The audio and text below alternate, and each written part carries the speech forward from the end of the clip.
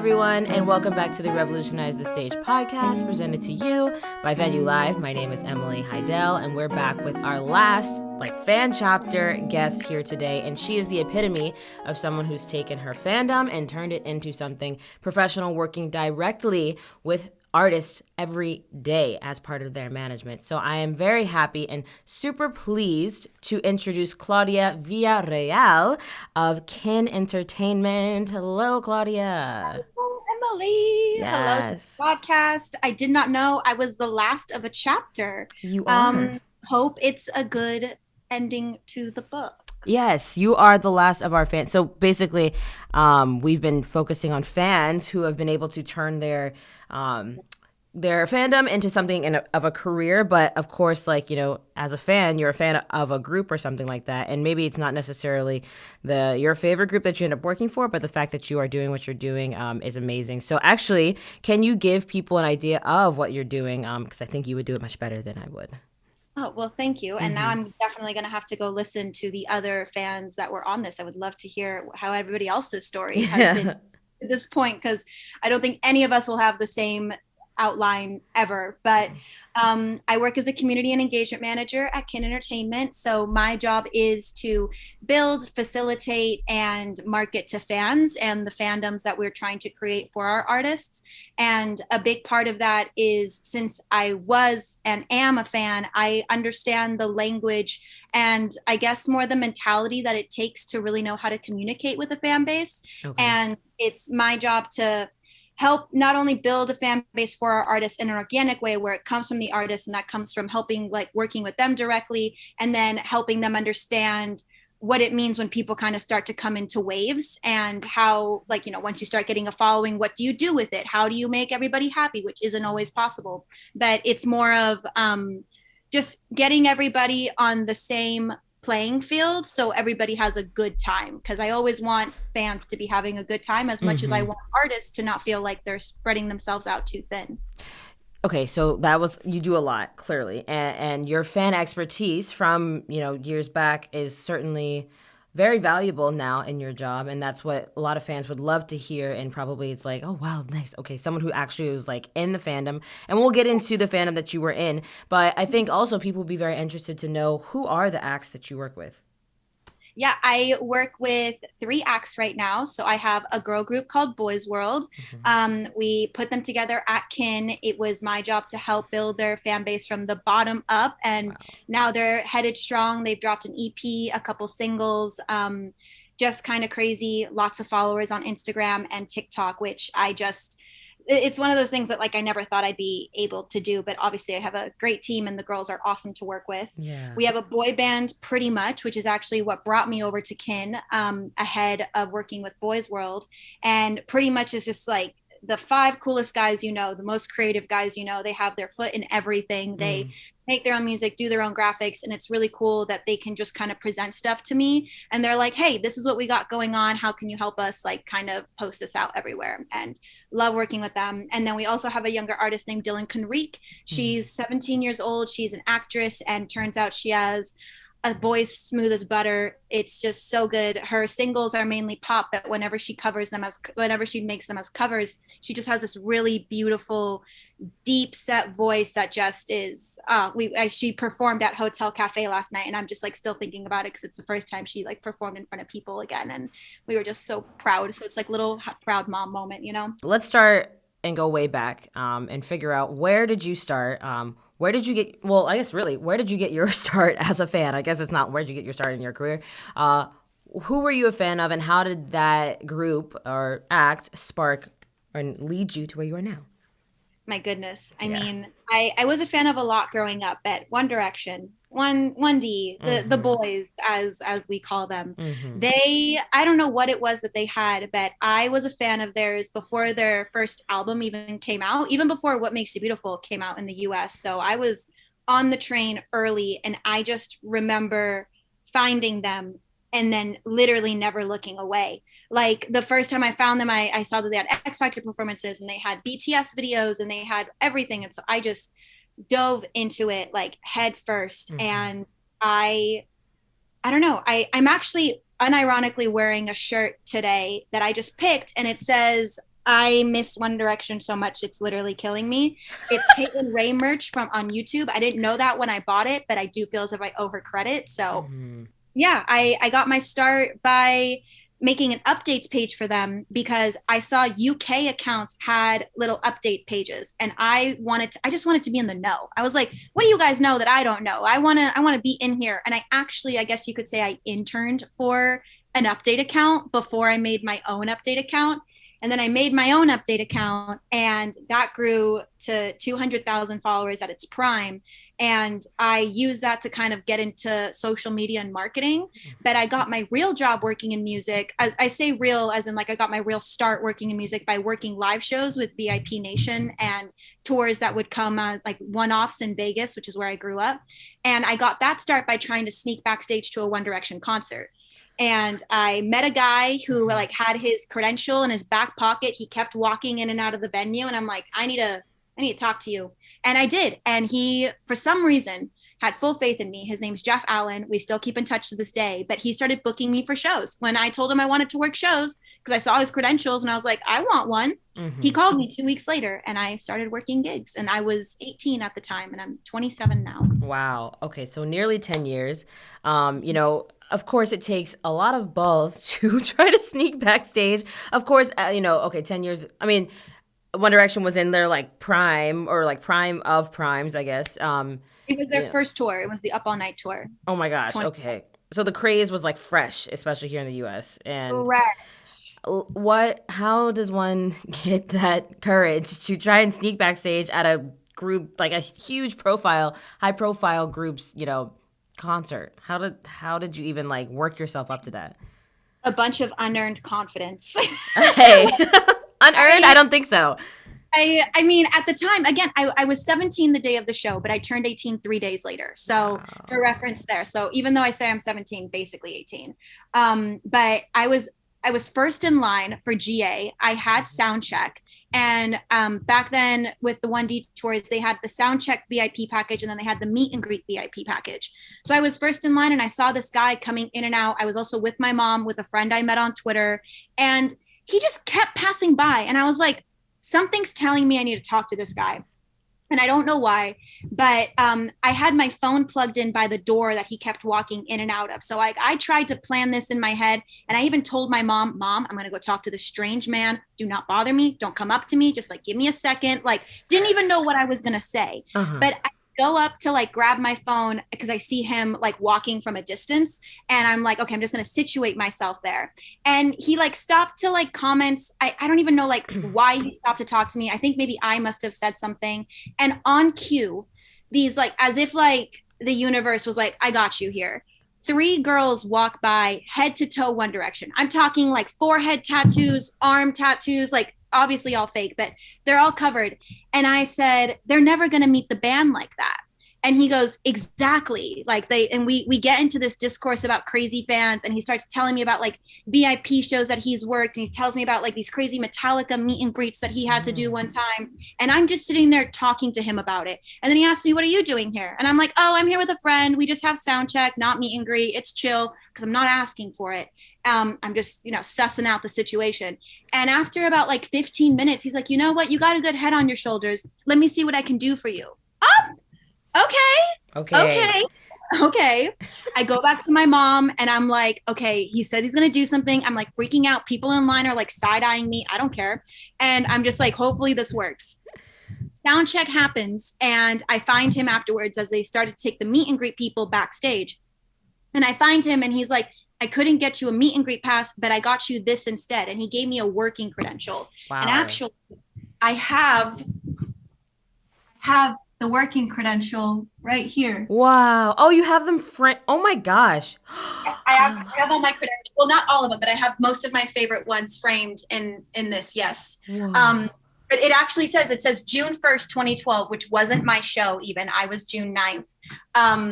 Not me just knowing that, but Wow. So he gave you like an old work credential he just happened to have. yeah. And he said, if you take this, you'll be fine. So this man gave me a full blown like all access pass without access to the dressing rooms, if you know credentials. Hmm. But I'm also there 17 dressed for a One Direction concert. And I'm like, no one's going to believe that I'm supposed to be back there. I don't even know what is back there or where I'm going. But I look at it and it says working. And I'm like, I want to work a show. And he says, you want to work a show? And I said, yeah. He goes, okay, give me your number. When do you turn 18? And I said, 3 days. And 2 weeks later, he called me to work a gig, and it was to do VIP Nation work. And then he called me again. And then he called me again. And then he didn't call me, and I was working shows, and he ran into me backstage and he's like, what are you doing back here? And I'm like, I'm here working with VIP Nation. At that point, I had made my own connections. And then I just kept getting called for shows over and over and over again. Mm-hmm. And again, this was 18. I'm there for 2 years. I leave to go to college. I come back. I'm 20. And Vegas has changed. Now you have to be 21 to work with VIP Nation, because Vegas offers a lot of open bar backstage experiences with their VIP packages. And they weren't letting that slide for me anymore. Even there was never a situation, never an incident. They were just like getting harder on it. And that's when Jeff, the man that helped me out, says to me, if you want to do this seriously, you should move to LA. And I moved out to LA. My parents said I couldn't do it unless if I went back to school. So I enrolled in UCLA Extension for music business. And I did that for a year. And that's how I got my William Morris Endeavor internship that later turned into a job. And then, then I could just keep on going. It just snowballs. Wow. It snowballs from there. And I'm sure we'll get into it. But yeah, it was just, I wanted to talk to this guy to help me get backstage. And now 10 years later. Well, there's, okay. Literally, there's so much to unpack in that, and I think that, first of all, even there must have been something within your personality, the way you were holding and carrying yourself in that 15-minute conversation with him, that he literally was trusting you. And by the way, Jeff Allen, is he what was his capacity at the time with One Direction? Well, nothing. He just worked for VIP Nation. So it was the VIP facilitators of the show, which is why anytime that there was another show, he could call me, because he was just working Vegas VIP Nation. Mm-hmm. So it didn't even have anything to do with One Direction, and yet fulfilled everything I needed. And I owe it to him constantly. He has been my work reference for so many years.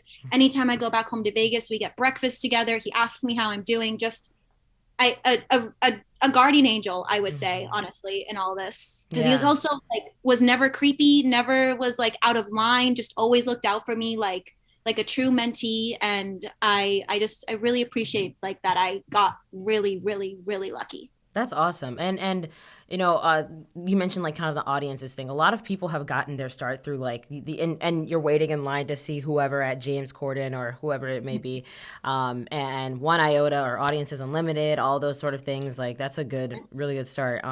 But going back to it, like you said, One Direction, that was your old group, if you will, or act, and of course, over time, you grow out of things change.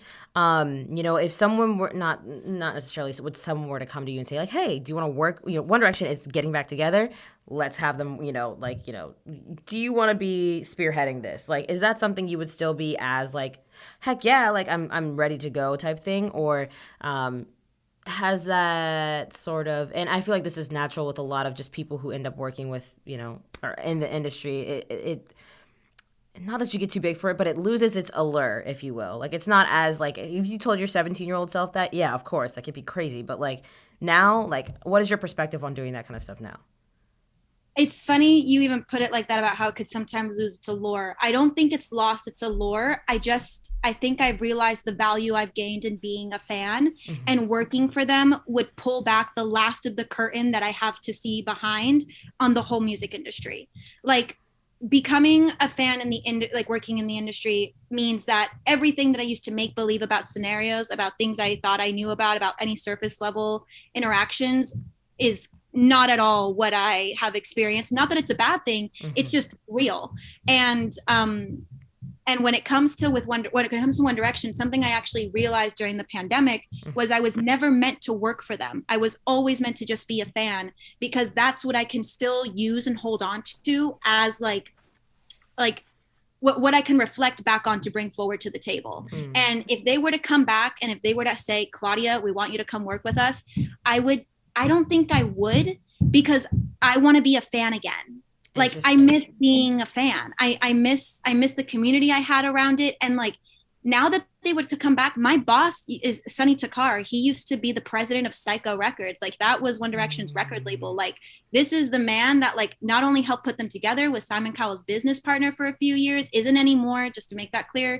But he was the guy. And now that I work with him, I know that when One Direction comes back, I'll be set. Like I'll be able to go to my shows. I'll be able to like do whatever it is that I want to do. And I don't mean to be braggadocious about it, but I did kind of manifest that for myself, because now when they do come back, like I'll be Claudia, the industry professional who's a fan, and not just Claudia, the fan.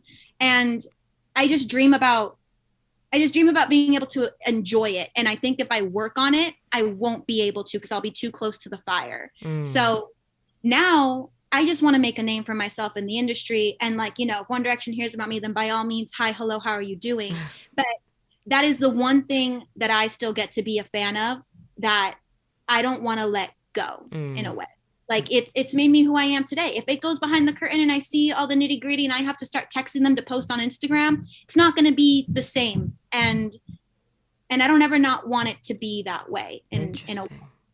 It's very mature, of course, like over the years, it's something to learn, but a very mature way to think about it. And maybe hopefully for someone who's listening to this that wants to work with Ariana Grande one day, maybe like one day, maybe you actually don't want to work with her. You want to keep that Arianator sort of side to yourself sacred. But you mentioned how you're an industry professional as a fan. And of course, that is very important to the work you're doing right now, of course, with Boys World, pretty much, and things like that. Now, have you found that, I guess, the application that you use for being a One Direction fan, is it the same sort of, the fans have different DNAs, of course, like the fandoms. How have you been able to like transition your knowledge of like just how, you know, what Directioners kind of operated to what you're doing now, especially because like, you know, One Direction was, you know, in its prime, you know, 8 to 10 years ago, whereas, you know, Boys World, pretty much they're in the TikTok era and things like that, and Gen Z, if you will. So how have you been able to apply what you've learned back then with running your accounts and kind of now? What's stayed true, even despite the platform changes? What has stayed true is how what has stayed true is that fans want as much as they can get. Like we use the term like they want to stay fed. So if like fans always want content, fans always want music, fans always just want something from artists. And that's, I think, where it can get really difficult for an artist to feel like they can always be like accessible to their fan base. That being a fan, it's so much of a feeling. It's so much of like a passion, and it doesn't fandom like goes beyond just One Direction. It's obviously in sports, it's in video games, it's in music, and all in all, it's just the way that it makes people feel. So what I try to make sure of is that, are the fans happy? Are the fans happy with the content we're putting out, happy with the TikToks that they're seeing, happy with the music that they're releasing, and happy in their community? Because on top of that, like some fandoms can be a little toxic. I'm not going to say any in particular, but it's true. And sometimes like it's because they make a world for themselves. And so to kind of be able to contain that, and also to be able to understand it, like we talked like about fan literacy, just like being able to understand like what certain Twitter posts means, what certain like TikTok memes are, like how Instagram fan pages work. Like, I don't think it's any different than it was a few years ago on the grand scheme of things. Fans just want to be able to make fan stuff. Fans want to be able to meet their friends, and fans want to feel like they have a place that they can escape to where everybody else is like loves the same things that they do. So even though like platforms and areas have changed, fans are always just going to be a community of people, even before social media. I almost said and after, as if there might be an after to social media. Who knows? Right. I'm thinking about, you know, of course you were in the fandom of One Direction and, you know, creating group chats and that kind of thing, or in group chats, interact with the fans. We have a mutual friend through Olivia Rudinsky, of course, working for Miley Cyrus, and you can just see her Twitter. She will straight up ask, like, what's going on with this? And, like, she's very, like, and people obviously, Smilers, like, no, she works for her. So it's like she is still interacting with the fans.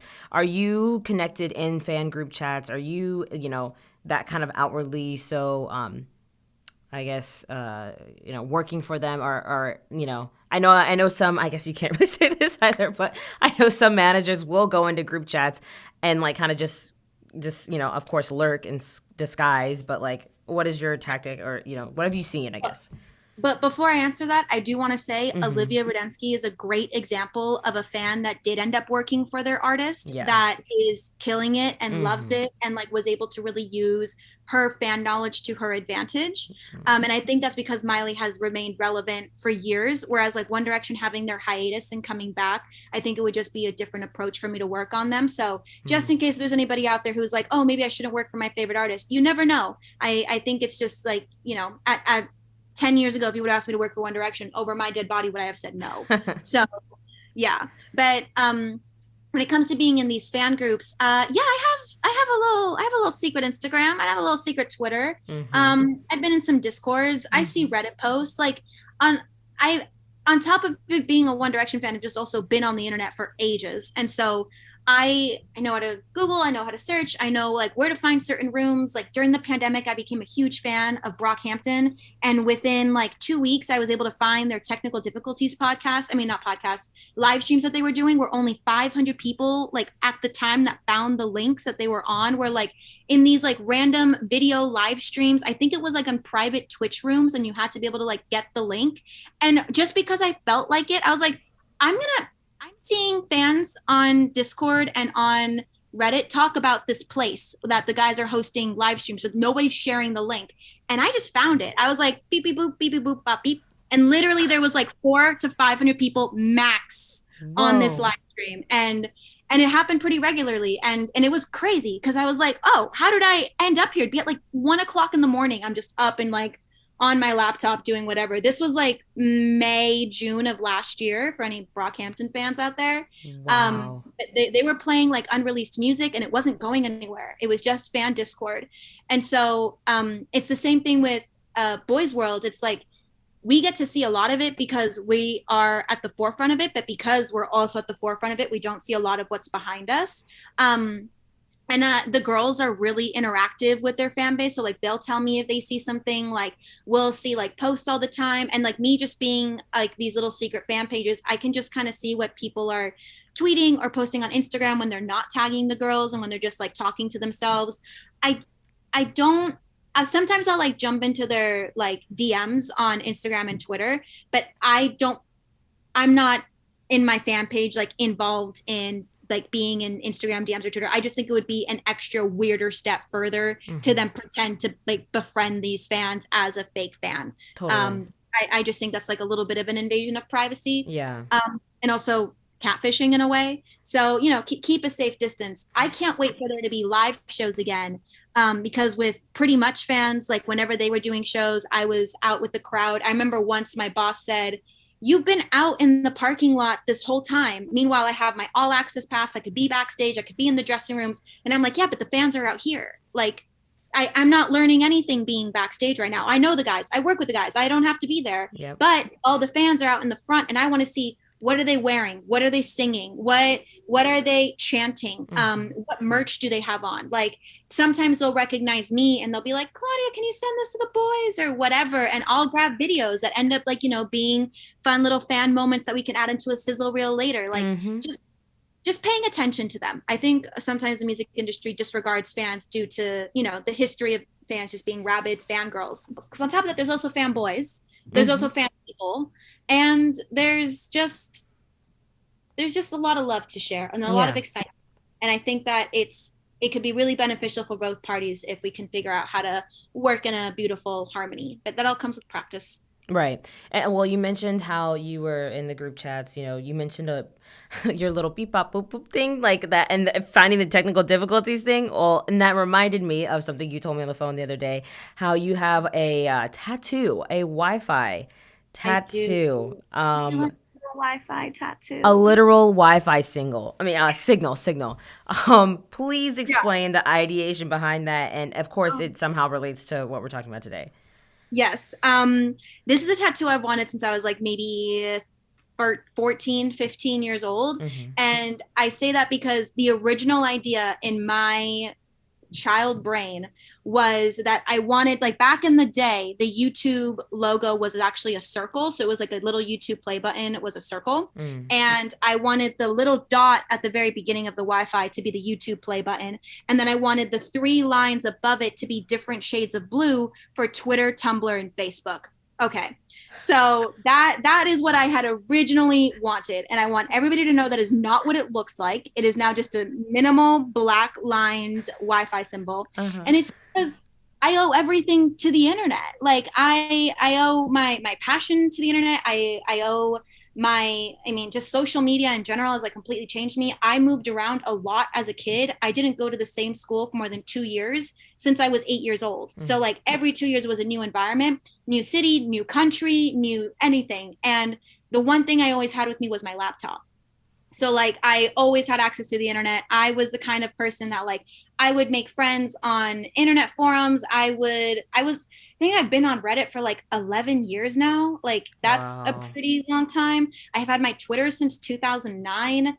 Like that's 12, 13 years. And so like, and that was all also before One Direction. 2009, One Direction wasn't even formed yet. And like I got Twitter because I wanted to connect with YouTubers. And I've been watching YouTube. Oh my God. I remember when John Green launched VidCon. Like I was there before VidCon was even a thing. And like, and Tumblr, my Tumblr was way before One Direction. And sometimes I found One Direction on Tumblr. And so I like, if I go back far enough in my posts, I can actually see what was the first One Direction post I ever reblogged. And I was like, who's the one in the green? Like, and all of a sudden it's so funny looking at my Tumblr archive, you just see it go from like normal high school girl to like One Direction obsessed. And it's really funny time capsule to kind of like look back on.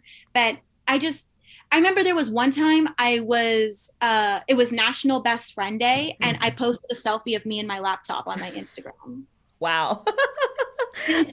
Deleted. And a YouTuber I really liked it and commented on it, and I befriended him because he went to a college in Washington, and my dad said I could visit one state to go look at colleges, and I was like, I kind of want to meet this YouTuber. And so I messaged him on Tumblr, and I was like, hey, if I come visit Western Washington University, like could I meet you? And he said yes, and then also gave me a tour of the place, and that's the college I ended up going to. Wow. Oh my gosh. So also another note, it's like as big as someone might be, there's always, they're checking their DMs as well.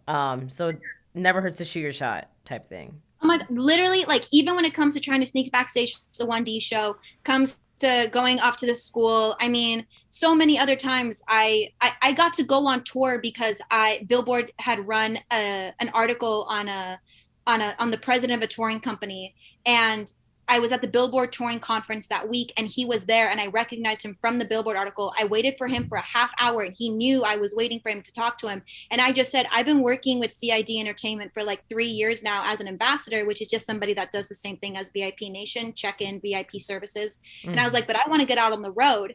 And a year later, CID Entertainment put me out on the road. No one's going to give you what you want if you don't ask for it. But at the same time, like beggars can't be choosers. So like you have to make like your connections, you have to hustle, you have to put yourself out there, you have to be willing to do like whatever it is that they ask. The amount of jobs I have done that did not fall into the role I have today is, I mean, years. The first 7 years of my career was freelance. And so I was just literally doing anything. And I think the internet played a big part in that. And then today, just moving on to like social discord and fandom, I just know how the internet works. And I'm on TikTok all the time. I have a whole side gig just helping artists get comfortable on TikTok. Really? Like, yeah, I have other artists I've worked with. Sometimes it's one-offs. I have one artist I work with pretty regularly, where Evangelia, where all I do is I help her and I help other people get comfortable with making TikToks and how it works and what the trends mean. And oh my God, the amount of managers that have no idea what TikTok means. I get it. The younger generation literally owns it. And so it's like, how do you connect with them? Well, I can tell you how. Hello, everybody. This is Emily. If you've reached this part of the interview, that means you're at the end of part 1. So you can check back for part 2 next week. In the meantime, make sure to keep up with everything Revolutionize the Stage on our Instagram and Twitter at RevTheStagePod. Thank you for listening. See you next week. Bye-bye.